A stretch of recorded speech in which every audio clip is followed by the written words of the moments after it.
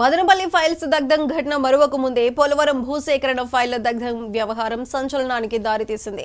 అత్యంత కీలకమైన పోలవరం ప్రాజెక్టులోని ఎడమ కాలువకు సంబంధించినవిగా భావిస్తున్న ఫైల్స్ కాలిపోయాయి.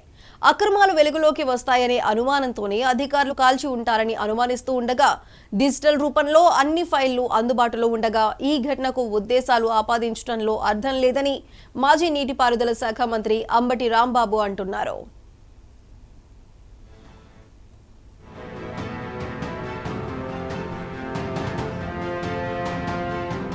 ప్రతిష్టాత్మకమైన పోలవరం ప్రాజెక్టుకు సంబంధించి ధవళేశ్వరంలో ఉన్న ఆఫీసులో ఉండాల్సిన కొన్ని ఫైళ్లు కాలిపోయి ఉండటం వెలుగులోకి వచ్చింది. అవి భూసేకరణకు సంబంధించినవిగా భావిస్తున్నారు. భూసేకరణ సమయంలో భూములిచ్చిన వారికి అందజేసిన పరిహారం విషయంలో అక్రమాలు జరిగి ఉంటాయని, అవి వెలుగులోకి వస్తాయనే ఉద్దేశంతోనే ఆ ఫైళ్లు తగలబెట్టి ఉంటారని ఆరోపిస్తున్నారు. సగం కాలిపోయిన ఫైళ్లను గుర్తు తెలియని వ్యక్తులు తుప్పలలో పడేసి వెళ్లినట్టు గుర్తించగానే ధవళేశ్వరంలో కలకలం మొదలైంది. అధికారులే తమ అక్రమాలు బయటికి రాకుండా ఈ దుశ్చర్యకు పాల్పడి ఉండవచ్చునంటూ మదనపల్లి ఫైళ్ల కాల్చివేత ఉదంతాన్ని ఉటంకిస్తున్నారు. ఇదిలా ఉండగా ఇది వైసీపీ నిర్వాకమేనని నీటిపారుదల శాఖ మంత్రి నిమ్మల రామానాయుడు సంచలన వ్యాఖ్యలు చేశారు. గత ప్రభుత్వంలో జరిగిన తప్పులను కప్పిపుచ్చుకునేందుకు ప్రయత్నం చేస్తున్నారని, అందులో భాగంగానే ఫైళ్లు దగ్ధం చేస్తున్నారని మండిపడ్డారు. దోషులను వదిలిపెట్టబోమని నిమ్మల హెచ్చరించారు. ఇటువంటి క్రిటికల్ ప్రాజెక్టులలో ఇటువంటి ఏజెన్సీని రద్దు చేసేటువంటి ప్రయోగాలు చేయవద్దు అని ఐఐటి హైదరాబాద్ తన రిపోర్టులో చెప్పినటువంటి మాట వాస్తవమా కాదా? రేపు ఆ యొక్క ప్రాజెక్టుకి కానీ డ్యామ్కి కానీ భద్రత విషయంలో ఇబ్బంది వస్తే ఏ ఏజెన్సీ బాధ్యత వహిస్తుంది?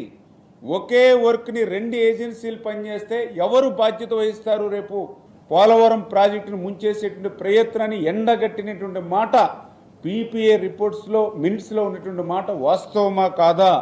జగన్మోహన్ రెడ్డి వైఎస్ఆర్సీపీ సమాధానం చెప్పాల్సిన అవసరం ఉంది ఆంధ్రప్రదేశ్ రాష్ట్ర రైతాంగానికి, ఆంధ్రప్రదేశ్ రాష్ట్ర ప్రజలకు. ఈరోజు పోలవరం ప్రాజెక్టు మీద మాట్లాడేటువంటి అర్హత ఈ వైఎస్ఆర్సీపీ పార్టీకి లేదు అనే విషయాన్ని స్పష్టంగా చెప్తూ ఉన్నా.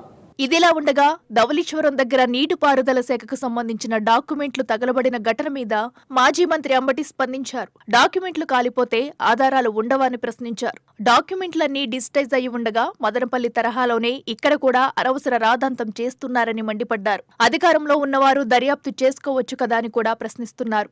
అనేక రకాలైనటువంటి మార్పులు చెందుతూ వచ్చింది. కేంద్ర ప్రభుత్వం చేయవలసినటువంటి ప్రాజెక్టుని చంద్రబాబు నాయుడు గారు రాష్ట్ర ప్రభుత్వమే చేస్తుందనేటువంటి మాట తీసుకొని రాష్ట్ర ప్రభుత్వం చేతే నిధులు ముందుగా డబ్బు ఖర్చు పెట్టడం, మళ్ళా కేంద్ర ప్రభుత్వం వాటిని రీఎంబర్స్ చేయటం అనేటువంటి విధానంతో దీన్ని ప్రారంభించారు.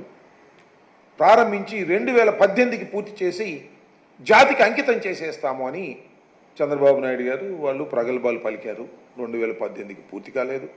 2019లో మళ్ళీ వచ్చిన ఎన్నికల్లో వైఎస్ఆర్ కాంగ్రెస్ పార్టీ అధికారంలోకి వచ్చింది. అధికారంలోకి వచ్చిన తర్వాత మళ్ళీ దాన్ని మేము శరవేగంతో ముందుకు తీసుకువెళ్ళేటటువంటి ప్రయత్నం చేస్తూ వచ్చాం. ఇది అబ్నార్మల్ డిలే అవుతా ఉన్నది. అనుకున్న సమయానికి కావడం లేదు. మా టైంలో కూడా మేము పూర్తి చేస్తాము అని అనుకున్నాం. డయాఫ్రమ్ వాల్ అనేది చంద్రబాబు నాయుడు గారి కాలంలో డయాఫ్రమ్ వాల్ కొట్టుకుపోయింది. ఆ డయాఫ్రమ్ వాల్ కొట్టుకుపోవడం వలన మొత్తం టోటల్ ప్రాజెక్ట్ డిలే అయిపోయింది. ఘటనా స్థలంలో సగం కాలిపోయిన దస్త్రాలను ధవళేశ్వరం పోలీసులు స్వాధీనం చేసుకుని విచారణ చేపట్టారు. కాల్చివేసిన దస్త్రాలను incharge sub collector Shivajyothi, DSP Bhavyakishore, special deputy collector పరిశీలించారు. పోలవరం ప్రాజెక్టు నిర్వాసితులకు అందజేసిన పరిహారానికి సంబంధించిన దస్త్రాలుగా ప్రాథమికంగా నిర్ధారించారు. స్పెషల్ డిప్యూటీ కలెక్టర్ అనుమతి తీసుకోకుండానే గత రాత్రి దస్త్రాలను దగ్ధం చేసిన కార్యాలయ సిబ్బందిని అధికారుల బృందం విచారిస్తోంది.